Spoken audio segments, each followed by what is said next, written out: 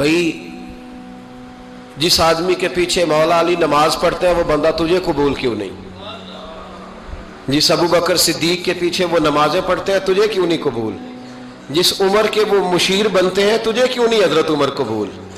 اور جس عثمان غنی کے بارے میں مولا علی کی یہ رائے ہے کہ امام حسن اور حسین کو تلواریں دے کے حضرت عثمان کے دروازے پر کھڑا کر کے کہا بیٹا یہاں کھڑے رہنا، کوئی دشمن عثمان کے قریب نہ آنے پائے، تو جس عثمان کے حضرت علی محافظ ہیں تجھے وہ عثمان کیوں قبول نہیں؟ یاد رکھو ہم لعنت بھیجتے ہیں فرقہ واریت پر، امت کو تباہ کرتے ہیں وہ لوگ جو فرقہ واریت پیدا کرتے ہیں، لیکن آپ کو بتاؤں جس جماعت سے آپ کا تعلق ہے نا اس جماعت کی امت مسلمہ کو ضرورت ہے۔ قیامت بھی 10 محرم کو ہی آئے گی، جمعے کا دن ہوگا، تو میں آج دل کو حاضر ناظر رکھ کے اپنی طبیعت کو حاضر پا کے باشعور آپ کو کہہ رہا ہوں جاگ کے سننا خدا کا واسطہ، آپ اس جماعت سے تعلق رکھتے ہیں، اگر کافر کے سامنے اسلام کا کوئی چہرہ پیش ہو سکتا ہے تو صرف سنی کا چہرہ پیش ہو سکتا ہے، ختم ہو گئی بات۔ ورنہ کوئی صحابی کا بے ادب ہے، کوئی اہل بیت نبوت کا، آج مجھے کہہ لینے دو، کھول کے کہہ لینے دو، لوگ دلیلیں دیتے پھرتے ہیں، کہتے ہیں جی ایک وہ پینٹ کوٹ والا مولوی ہے، اس نے اینک بھی لگائی ہے، داڑھی بھی رکھی ہے، پینٹ کوٹ بھی پہنتا ہے، اس نے جی 1500 بندہ ایک دن مسلمان کر دیا، ایک دن 1000 مسلمان کر دیا، پر پتہ ہے وہ بدبخت کہتا کیا ہے؟ وہ کہتا ہے امیر المومنین یزید رضی اللہ تعالیٰ عنہ،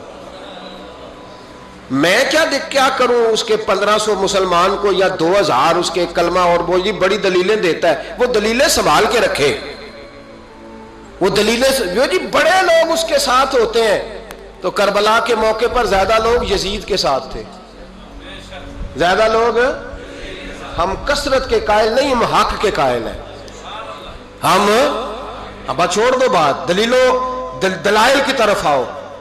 عجیب تماشا ہے، اور ایک مولوی صاحب اس کی حمایت کر رہے تھے، کہتے نہیں بندہ ٹھیک ہے وہ بھول گیا تھا، اصل میں قصور عبید اللہ ابن زیاد کا تھا، اصل میں غلطی عمر بن سعد کی تھی، تو یزید کو زیادہ الزام نہیں دینا چاہیے۔ میں نے کہا بڑی تمہاری قریبی رشتہ داری ہے یزید کے ساتھ، تو اللہ سے دعا کیوں نہیں مانگتے کہ تمہارا حشر یزید کے ساتھ کرے؟ مانگنی چاہیے نا دعا، کیا خیال ہے آپ کا؟ ہم الحمدللہ جمعے والے دن مسجد میں بیٹھ کے دعا کرتے ہیں یا اللہ ہمارا حشر امام حسین کے غلاموں میں کرنا، تو بھی کرنا، جرت کر، جرت ہماری جرت دیکھ، ہم یہ نہیں کہتے ان کے ساتھ کر، ہم کہتے ہیں یا اللہ ہمارا حشر ان کے، ہماری جرت دیکھو، ہم ان کے غلاموں میں، قدموں میں، نوکروں میں بیٹھنے کو دعا مانگ رہے ہیں، یا اللہ ہمارا ان کے غلاموں میں، غلاموں کے، تو بھی جرت کر دلیری، کر جرت، کہ یا اللہ میرا حشر یزید کے ساتھ کر دلیری، اگر اتنا ہی اچھا تھا تو۔ بے شرمو اتنا ظلم نہ کرو، اتنی زیادتی، اتنا ظلم نہ کرو، یہ ظلم ہے۔ امام حسین جمعے والے دن خطبہ پڑھنے لگے، جمعے سے پہلے امام حسین نے خطبہ پڑھا، اور آپ نے ایک جملہ کہا جو ہمیشہ یاد رکھا جائے گا، آپ نے فرمایا یزید کو جا کے بتا دو کہ مجھ جیسا تجھ جیسے کی بیعت نہیں کر سکتا۔ او کیا فکرہ ہے امام علی مقام کا، فرمانے لگے مجھ جیسا تجھ جیسے کی بیعت، اور آپ فرمانے لگے بتاؤ اس وقت پوری دنیا میں کوئی نبی کا نواسہ موجود ہے میرے سوا؟ حضرت آدم سے لے کر مصطفیٰ کریم تک اس وقت پوری دنیا میں کوئی نبی کا نواسہ ہے؟ اور فرمایا اگر میں ہی ہوں پوری کائنات میں، لوگ کہتے ہیں فلانا علامہ صاحب کی تبلیغ بڑی ہے، ہم سے بڑا کون ہوگا تبلیغ کی بات کرنے والا، لیکن ڈرو اللہ سے، ڈرو، گمراہ نہ کرو قوم کو۔ یہاں تباہی اتر گئی ہے، کوئی بڑی داڑھی رکھ کے معاذ اللہ تعالیٰ اہل بیت کے بارے میں بکواس کرتا ہے، اور کوئی بالکل داڑھی مڈا کے ننگا سر کر کے ممبروں پہ ناچتا ہے اور صحابہ کے بارے میں بکواس کرتا ہے۔ میرے مصطفیٰ کے پاس اگر ابو بکر آئے ہیں تو وہ بھی شان والے ہیں، اور اگر بی بی عائشہ صدیقہ ان کے بستر پہ رہی ہے تو وہ بھی شانوں والی ہے۔ مولا علی شیر خدا کے بارے میں جو بات کرے پکا بے ایمان ہے۔ عجیب تماشا لگ گیا ہے جی، جو رب نبی پاک کے جسم کے قریب مکھی نہیں آنے دیتا وہ گندا بندہ حضور کے قریب آنے دیتا ہے؟ عجیب تماشا ہے، امت کو تباہ کر رہے ہو، کافر کو موقع دے رہے ہو یہ کہنے کا کہ تمہارے نبی کے پاس بیٹھنے والے ٹھیک نہیں تھے۔ اگر حضور کے پاس بیٹھنے والے ٹھیک نہیں تھے تو بعد والے کیسے ٹھیک ہو گئے؟ تو یہ باز آنا چاہیے ان بے شرموں کو، یہ امت میں تفرقہ ڈالتے، بے حیائی کرتے۔ سنو اور یاد رکھو، حضرت امام حسین نے خطبہ پڑھا نا جب جمعے والے دن، فرمایا مجھے پہچانو تو میں کون ہوں؟ تو عمر بن سعد بولا، پکے نمازی بولے۔ عمر بن سعد کہنے لگا حسین جلدی کر، ہمارا جمعہ لیٹ ہو رہا ہے۔ بلے ہو نمازیو، جلدی کر ہمارا، آئے ہائے کیا نماز ہے! یعنی نبی پاک کے نواسے کو شہید کریں گے اور شہادت کے بعد جمعہ پڑھیں گے اور نماز میں کہیں گے اللہم صلی علی محمد و علی آل محمد۔ ان کو شہید کر کے قتل کر کے جمعے کا خطبہ دیا جا رہا ہے اور نماز پڑھی جا رہی ہے اللہم صلی علی محمد و علی۔ تو میرا سنی بڑا بھولا ہے، کہتا ہے جی وہ زیادہ نمازیں پڑھتے ہیں۔ تو زیادہ نمازیں تو عمر بن سعد بھی پڑھتا تھا، تو بھولا۔ او خدا کے دیکھیں نا، جتنی نماز کی اخلاق کی بات شاید میں کرتا ہوں، آپ کو جماعت میں کم لوگ ملیں گے، لیکن یاد رکھنا نماز عقیدہ نہیں، روزہ عقیدہ نہیں، عقیدہ حسین ہے، عقیدہ حسن ہے، عقیدہ علی ہے، عقیدہ عثمان غنی ہے، عقیدہ عمر فاروق ہے۔ میں اس شخص کو کیا کروں؟ مجھے اس شخص کی کیا ضرورت ہے جو ممبر پہ بیٹھ کے کہتا ہے حسین ابن علی باغی تھے؟ وہ شخص، اس کی نماز روزہ حج زکات دیکھا جائے گا؟ آؤ قرآن مجید سورہ شورا آیت نمبر 23، گھر جا کے قرآن مجید کھولو، یہ والی آیتیں بھی پڑھا کرو، یہ والی بھی کھولا کرو۔ صحابہ جمع ہو کے نبی پاک کے پاس آئے، عرض کی یا رسول اللہ صلی اللہ علیہ وسلم آپ کے خرچے زیادہ ہیں، آمدن کا ذریعہ کوئی نہیں۔ جس طرح آج لوگ ہر پیر صاحب سے نہیں پوچھ رہے، علامہ صاحب سے، کہ آپ کام کوئی نہیں کرتے، کپڑے پھر بھی سفید پہنتے ہیں، کیا ذرائع آمدن ہے، پھر بھی آپ گاڑی میں گھومتے ہیں۔ ہمارا تو پروگرام تھا مولوی بھوکا مر جائے، پر اس کے پاس آتے ہیں تو یہ تازی چائے پلاتا ہے، کیا مطلب، کس طرح کا رویہ ہے؟ صحابہ کے بار وہ یہ نہیں سوچتے تھے آتے کام، وہ کہتے تھے آگے بڑھ کے حصہ ڈالیں۔ وہ سارے آگے بڑھے، کہا یا رسول اللہ صلی اللہ علیہ وسلم اخراجات زیادہ ہیں، ذرائع آمدن بظاہر کوئی نہیں، نذرانوں پہ اعتراض نہ کیا کرو، نذرانہ دینا نبی پاک کی سنت ہے، نذرانہ قبول کر لینا نبی پاک کی، بولو، حضور کی سنت ہے۔ تو صحابہ جمع ہو کے آئے، ایک جگہ پہ میٹنگ کی، کہا تھوڑے سے پیسے ہر مہینے پیش کریں گے۔ تو حضور سے بات کون کرے گا پیسوں کی؟ کہا ہم نے نہیں کرنی، نبی پاک کے چچا جناب عباس کریں گے۔ حضرت عباس رضی اللہ تعالیٰ عنہ کے ذمے لگایا گیا، جناب عباس آئے، حضرت عباس رضی اللہ تعالیٰ عنہ پیسے لے کے آئے، اور سیانے بندے تھے، انہوں نے بڑی سمجھداری والی، عقل مندی والی بات چھیڑی۔ یہ نہیں کہا کہ حضور ہم یہ نذرانہ دیں گے، کہنے لگے یا رسول اللہ ہمیں پتہ ہے آپ کی مذہبی مصروفیت اتنی ہے کہ آپ کو ٹائم نہیں ملتا کاروبار کرنے کا، اگر آپ کام کریں گے تو پھر آپ کس طرح کر کے دین کا کام ہو سکے گا، اور یا رسول اللہ آپ نے جو ہمارے لیے کیا ہے اس کا ہم بدلہ نہیں دے سکتے، ایک حرف کا بدلہ نہیں دے سکتے، حضور یہ تھوڑا سا نذرانہ ہر مہینے لایا کریں گے، قبول کر لیں۔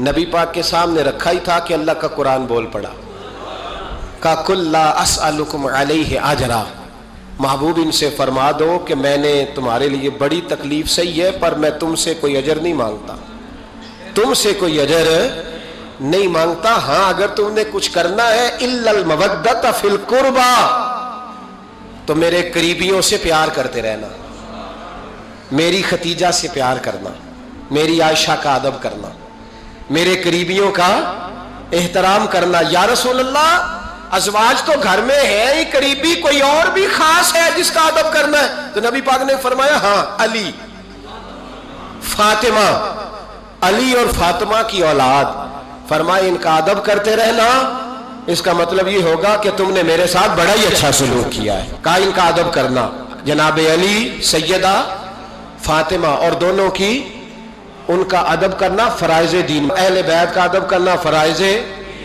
کچھ لوگ کہتے ہیں کچھ لوگ جی سید بن گئے ہے نہیں، پر تو میں کہ جڑے بن گئے انہوں نے اللہ آپ ہی پوچھ لے گا، تو ادب کر، جڑے بن گئے نے اللہ۔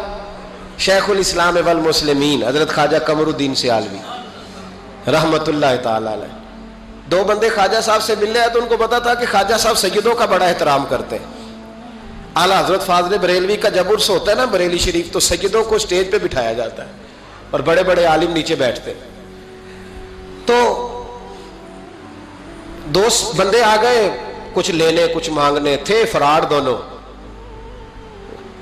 ٹانگے سے اترے تو سیال شریف کے رستے میں درمیان میں پروگرام بنایا کہ سنا ہے خواجہ صاحب سیدوں کا بڑا ادب کرتے ہیں, سید نہ بن جائیں. بن بھی جاتے ہیں نا لوگ, سید نہ بن جائیں. ٹھیک ہے جی بن جاؤ. بن گئے سید. خواجہ صاحب کو کسی نے اندر جا کے بتایا دو سید آئے ہیں, تو خواجہ صاحب اس طرح دوڑے کہ نہ جوتا نہ سر پہ ٹوپی, دوڑ کے آئے. شیخ الاسلام خواجہ صاحب نے ہاتھ چومے, نذرانہ دیا, 2-3 تھیلے بھر کے دیے لنگر کے. جب وہ جانے لگے نا تو خواجہ صاحب ان کے ساتھ باہر تک آئے. جہاں انہوں نے سید ہونے کا پروگرام بنایا تھا وہاں تک ساتھ آئے, ان کو روانہ کیا. ان میں سے ایک بندہ خود ہی بول پڑا, کہنے لگا حضور یہاں لوگ دروازے تک چھوڑنے آتے ہیں یا گاڑی تک؟ نہ دروازہ نہ گاڑی, آپ درمیان میں رخصت کرنے آئے, سمجھ نہیں آئی. تو خواجہ صاحب فرمانے لگے تم یہیں سید بنے تھے, یہاں تک ادب کرنا ضروری تھا. یہاں تم سید بنے تھے, یہاں تک ادب کرنا, پیچھے تم سید نہیں ہو تو میں کیسے ادب کروں؟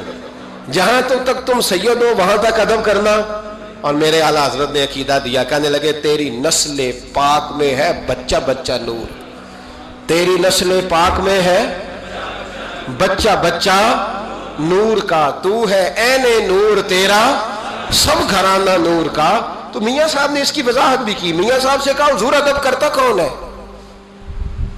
سارے تو ادب کرتے نہیں. تو میں دور نہیں نہ جاتا, پرانے محدثین نہیں پوچھتا, یہ کشمیر میں میاں محمد بخش صاحب سے پوچھ لیتے حضور ادب کرتا کون ہے؟ تو میاں صاحب فرمانے لگے اصلا نال جے نیکی کریے. کنہ نال؟ اصلا نال جے نیکی کریے تو وہ نسلہ تاک نہیں پھول دے. ہاں بے اصلا نال نیکی کریے تو پھول کنڈیاں نال تول دے.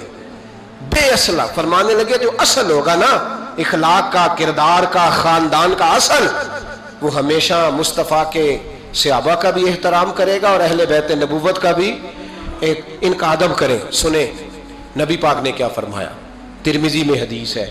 نبی پاک نے خطبہ حجت الوداع دیا. لوگ ہمیں کہتے ہیں نماز روزہ حج زکوٰۃ اس سے آگے نہ جاؤ. حضور نے خطبہ دیا, فرمایا میں تمہیں 2 چیزیں دے کے جا رہا ہوں, اگر تھام کے رکھو گے تو گمراہی تمہارے پاس نہیں آئے گی. یا رسول اللہ کون کون سی؟ فرمانے لگے ایک میں تمہیں قرآن دے کے جا رہا ہوں, دوسرا اپنا خاندان دے کے جا رہا ہوں. ان کو تھام کے رکھنا, گمراہی کبھی تمہارے پاس, ان کو تھام. سنو حضرت اسامہ بن زید رضی اللہ تعالیٰ, حضرت اسامہ آپ فرماتے ہیں مجھے نبی پاک سے کوئی کام تھا, یہ بھی ترمذی کی حدیث ہے. کہتے ہیں میں حضور سے ملنے گیا تو میں نے نا حضور سے بات چھیڑی, نبی پاک سے میں نے ذکر چھیڑا. جب وہ بات میں نے کرنی شروع کی نا تو حضور نے چادر اوڑی ہوئی تھی, بکل جس کو مارتے ہیں, کہتے ہیں چادر اوڑی ہوئی تھی, تو نبی پاک کی نا چادر میں 2 چیزیں حرکت کر رہی. تو جناب اسامہ بن زید رضی اللہ تعالیٰ عنہ فرماتے ہیں بات کرتے کرتے میری توجہ جب ادھر گئی تو میں اصل بات ہی بھول گیا. میں کہنا کچھ چاہ رہا تھا, میری زبان سے کچھ نکل رہا تھا. چونکہ جب توجہ بٹ جاتی ہے نا, اس لیے توجہ بٹ جائے تو پھر لفظوں کا حسن برقرار نہیں رہتا. تو جناب اسامہ بن زید کہتے ہیں میں کہنا کچھ چاہ رہا تھا, میرے منہ سے نکلتا کچھ اور تھا. تو سرکار سمجھ گئے. تو حضور صلی اللہ علیہ وسلم مسکرا کے کہنے لگے بھول گئے ہو نا بات؟ تو میں نے کہا حضور بھول گیا ہوں. تو کہتے ہیں میں بھی ان سے کب سے کہہ رہا ہوں کہ بعد آ جاؤ, لیکن یہ نہیں آ رہے. کہتے ہیں میں اور پریشان ہوا کہ یہ کن سے حضور کہہ رہے ہیں. تو نبی پاک نے چادر مبارک کو کھولا, ایک بغل سے امام حسن نکلے, دوسرے سے امام حسین نکلے. یہاں بھی ملا پریشان ہے, بڑی ٹینشن میں ہے. کہتا ہے جی ہر نانا ہی اپنے نواسوں سے پیار کرتا ہے. تو میں نے کہا بے وقوف, یہ عام نانا نہیں, یہ وہ والے نانا ہے جن کے بارے میں اللہ کہتے ہیں وما ینطق عن الہویٰ ان ہوا الا وحی یوحیٰ. فرمایا میرے محبوب اتنی دیر تک بولتے نہیں جب تک میں حکم نہیں کر دیتا. تو امام حسن اور حسین کا پیار بھی اللہ کا حکم تھا, اس لیے ہو رہا تھا. فرماتے ہیں جب نبی پاک کی بغلوں سے وہ دونوں نکلے نا تو میں نے حضور کی آنکھوں میں چمک دیکھی, نور دیکھا. اور جیسے بندہ کسی سے پیار کرتا ہے تو چہرہ بھی بتا نہیں رہا ہوتا. آج کل کی زبان میں کہتے ہیں باڈی لینگویج, اس کی باڈی لینگویج بھی بتاتی ہے کہ یہ جو بات کر رہا ہے نا یہ طاری ہے. تو محبوب فرمانے لگے اسامہ یہ دونوں میرے بیٹے ہیں, یہ دونوں میرے بیٹے ہیں, کیونکہ میری بیٹی کے بیٹے ہیں. اور فرمایا اسامہ میں ان سے بڑا پیار کرتا ہوں. کاش امت ان لفظوں کو سمجھ جائے. حضور نے فرمایا میں ان سے بڑا پیار کرتا ہوں، میں بڑا پیار کرتا ہوں، اور میں نے رب سے دعا کی ہے یا اللہ جو ان سے پیار کرے تو اس سے پیار کرتا. میں نے یہ دعا کی ہے اے اللہ جو ان سے پیار کرے تو اس سے بھی پیار کرنا. حضرت امام حسنین، پہلی بات یہ ہے کہ ان کا پیار ایمان کا حصہ ہے. ان کا پیار ایمان کا حصہ ہے. ان سے جو پیار نہ کرے گا وہ صاحب ایمان. حضرت عبداللہ ابن عمر رضی اللہ تعالیٰ عنہ بیمار ہو گئے، شدید علیل تھے، طبیعت مبارک میں کمزوری آ گئی، کچھ کھانے کو دل نہیں کرتا تھا، گھر والے بار بار کہتے کچھ کھا لیجئے کچھ کھا لیجئے، نہیں کھاتے تھے. بالآخر حضرت نافع آپ کے غلام تھے، ان سے کہنے لگے کہیں سے مچھلی مل جائے نا تھوڑی سی تو میں کھاؤں گا. تو کہتے ہیں میں سارے مدینے میں ڈھونڈتا رہا، مچھلی نہ ملی. اگلے دن بھی ڈھونڈی تو نہ ملی، تیسرے دن بھی ڈھونڈی تو نہ ملی. تو فرمانے لگے یار بس چھوٹی سی خواہش ہے، کوئی فرض نہیں ملتی تو رہنے دے. کہتے ہیں چوتھے دن مچھلی مل گئی، میں 1.5 دینار کی مچھلی لا کے حضرت عبداللہ ابن عمر رضی اللہ تعالیٰ عنہ کے سامنے جو مچھلی رکھی تو آپ نے لقمہ روٹی کا توڑا تھا، مچھلی کو لگانے لگے کہ دروازے پہ فقیر نے آ کے آواز دی کچھ کھانے کو دو. تو حضرت عبداللہ ابن عمر نے روک لیا اور ہنسے. کئی دفعہ ہم بھی دیتے ہیں پر ہمارا چہرہ دیکھنے والا ہوتا ہے، اتنے ہم غصے میں ہوتے ہیں دے دیتے ہیں، لیکن جو تھلوٹیں ہوتی ہیں نا چہرے والی وہ گنی نہیں جاتی. ہنسے فرمایا دیکھو میرا اللہ کتنا کریم ہے، وہ مجھے بچانا چاہتا، اٹھا بار دیا جا کے. تو خادم اب حکم کا پابند تھا، وہ لیت اللہ تو کر نہیں سکتا تھا، وہ گیا اور جا کے دے آیا. فقیر جب سارے محلے سے آٹا اکٹھا کر لیتے ہیں تو پھر ایک جگہ جا کے بیچتے بھی ہیں. دے آیا، وہ 2 گلیاں آگے گزرا تو میں پیچھے دوڑا گیا. میں نے کہا سچ بتا کھانی ہے کہ بیچنی ہے؟ وہ کہنے لگا جو بھی سبب لگ جائے کر جاؤں گا، آپ نے دے جو دی ہے. تو کہتا ہے میں نے اسے کہا کہ یہ 1.5 دینار کی میں نے خریدی تھی، اگر تو 2 دینار کی مجھے بیچ دے تو آج کل مچھلی مدینے میں مل نہیں رہی، تو میں اپنے آقا کو دے دوں گا، وہ یہی کھائیں گے، بیمار ہیں. تو کہنے لگا جی بسم اللہ، مجھے کیا اعتراض ہے، 2 دینار مل رہے ہیں، 1.5 کی مچھلی، اور 1.5 کی بھی کسی نے نہیں خریدنی تھی، اب تو پک گئی. فرماتے میں نے 2 دینار اس کو تھمائے، وہ مچھلی اس سے خریدی، اور خرید کر کے میں لا کے حضرت عبداللہ ابن عمر کے سامنے دوبارہ رکھی. تو فرمایا یہ کیسے آ گئی؟ میں نے کہا حضور 1.5 کی خریدی تھی اور پھر فقیر کو دے دی، اب اسی سے میں 2 دینار کی خرید کے لایا ہوں، آپ قبول فرمائیں. تو فرمانے لگے تم نے اچھا نہیں کیا، اب اس طرح کرو 2 دینار بھی اسے دے اور مچھلی بھی واپس دے آؤ. عرض کی حضور کیوں؟ فرمایا تم نے قرآن نہیں پڑھا؟ حضور پڑھا ہے. فرمایا رب فرماتا ہے لن تنالوا البر حتی تنفقوا مما تحبون، تم بھلائی کو اس وقت پہنچو گے جب اپنی پیاری چیز راہ خدا میں خرچ کرو گے. امام غزالی نے لکھا ہے، فرمانے لگے دے آ. تو وہ حضرت نافع کہتے ہیں میں دینے گیا، دے کے واپس آیا تو کچھ پریشان تھا کیونکہ مجھے بھی 4 دن ہو گئے تھے نا تلاش کرتے، تھوڑی طبیعت میں مایوسی تھی کہ اتنی محنت سے میں نے لایا اور آپ نے واپس کر دی.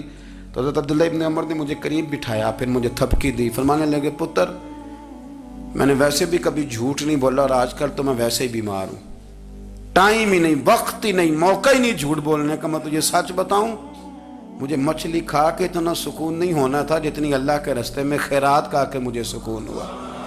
تو تجھے تو میری راحت سے غرض ہے نا کہ مجھے راحت کیسے ہوتی ہے، تو مجھے سکون ملا ہے، راہ خدا میں دے. میں نفسانی خواہش پوری کر لیتا تو یہ میرا نفس کل پھر مجھ سے مچھلی مانگتا، پرسوں کہتا نہیں چھوٹے گوشت کی یخنی بھی چاہیے. ہم لوگ الجھ گئے ہیں، بہت بڑے قیدی ہیں اپنے آپ کے، بڑے قیدی ہیں، سارا دن اپنی خواہشات کی تکمیل میں بھاگے رہتے ہیں. بڑے بڑے سونے نوجوان، میں ان پہ تنقید نہیں کرتا، مجھے ان پہ ترس آتا ہے. جب میں رات کے اندھیروں میں انہیں ٹیلی فون لے کے چوکوں میں کھڑے دیکھتا ہوں تو مجھے رحم آتا ہے. میں کہتا ہوں دیکھو نفس کی خواہش کے پیچھے یہ کیا مثلاً آخر کیا ہے اس میں؟ ایک عورت کے پیچھے تباہ کر لیا اپنے آپ کو، یعنی زیادہ سے یہ کوئی مقصود ہے، یہ کوئی مقصد حیات ہے جس کو مقصد بنا لیا ہے؟ میرے عزیز بات کو سمجھ لیں، اتنا خوبصورت آدمی ہے اور اتنا اس کا اونچا قد کاٹ ہے، اور کیا کس کے پیچھے یہ بھاگا ہوا ہے؟ بڑا سمجھدار، دانشور، عقل مند آدمی، ذی روح بندہ، لیکن اس کا سٹیٹس آپ یہ ملاحظہ کریں کہ وہ 20-40 ہزار کی خاطر جھوٹ بولتا ہے، دھوکہ دیتا ہے، فریب اور فراڈ کرتا ہے. ہم اپنی نفسانی خواہشات کے پیچھے اس طرح بھاگتے ہیں کہ ہم اصل سے رہ جاتے ہیں۔ میری باتوں کی سمجھ آ رہی ہے آپ حضرات؟ تھوڑا تھوڑا کر کے، ایک ایک کر کے ان کی باتیں کم مانیں۔ وہ ضروری تو نہیں نا کہ سویرے ناشتہ بازار سے اپنی مرضی کا تگڑا کیا ہے، بازار سے لا کے پوڑیاں چنے بہترین کھائے، اور پوڑیاں چنے ابھی کھائے نہیں، شاپر میں ڈالے ہوئے ہیں، اور وہ لے کے ابھی آ رہا ہے، تو ساتھ ہی رستے سے گوشت بھی چھوٹا اچھا لگا تو 2 کلو وہ بھی لے آئے کہ پوڑیاں چنے کھاؤں گا اور دوپہر کے لیے گوشت پکاؤں گا۔ وہ پہلے یہ تو کھا لے صاحب، اس سے تو نجات پا لے۔ یہ پتہ نہیں ہضم ہوتا ہے کہ کچھ اور کرتا ہے تیرے ساتھ، لیکن وہ گوشت بھی ساتھ لے آیا۔ یعنی ٹیبل پہ، ناشتے کے ٹیبل پر بیٹھ کے فیصلہ ہو رہا ہوتا ہے کہ ہم نے کیا کھانا ہے، ہم نے کدھر جانا ہے۔ سنگیو یاد رکھو، باتوں کو سمجھو اور غور کرو۔ یہ تھوڑا تھوڑا کر کے جب ہم چھٹکارا حاصل کرنے کی کوشش کریں گے نا، چھٹکارا حاصل کرنے کی، کہیں جگہ سے، کسی جگہ سے اگر آپ کو تنبیہ ہوتی ہے نا، تنبیہ، اس میں بھی بڑا مزہ آتا ہے۔ اس میں بڑا، ہمارے ایک بزرگ تھے، تو ایک دن نا میں گیا تو کہنے لگے الحمدللہ آج میں بڑے سکون میں ہوں۔ میں نے کہا جی وہ کیا ہوا؟ کہنے لگے میں اپنے آپ کو بڑا پیر صاحب سمجھنے لگ گیا تھا،